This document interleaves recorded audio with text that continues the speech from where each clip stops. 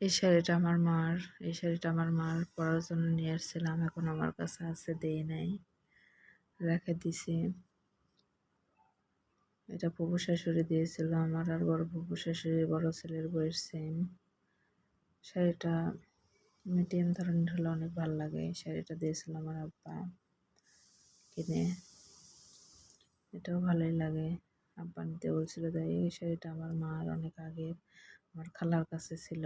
বিয়ের পর পরে নাকি পরে খালা আমাকে দিয়েছিল। ভাবছিলাম মেয়ে হলে পরাবো, 15 বছর হয়ে গেল, মেয়ে তো নেই। এটা দিয়েছিল বড় ভাই। শাড়িটা অনেক পরা হয়েছে। এটা শাশুড়িকে কিনে দিয়েছিলাম।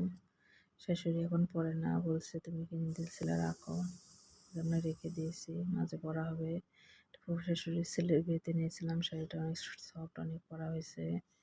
এটা শাশুড়ির বিয়ের শাড়ি, আমাকে একটা দিয়েছে, আমার যাকে একটা দিয়েছে,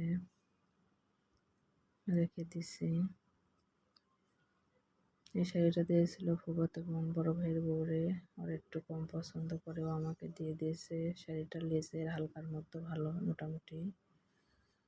আর এই শাড়িটা সিল্কের মধ্যেও আমার ফুফাতো বোন মাকে দিয়েছিল, মা পরে না, আমাকে দিয়েছে। এই শাড়িটা অনেক সফট, অনেক আরাম পরে, এটাও পরা হয়েছে অনেক, অনেক ভালো লাগে, অনেক পাতলা। এই শাড়িটা ইন্ডিয়ান শাড়িটা দাদি কিনে দিয়েছিল, একদিন পরা হয়েছে। শাড়িটা দেখে অনেক ভালো লাগছিল, পরার পরে আরাম নেই, পরা হয় না, এরকমই রেখে দিয়েছি।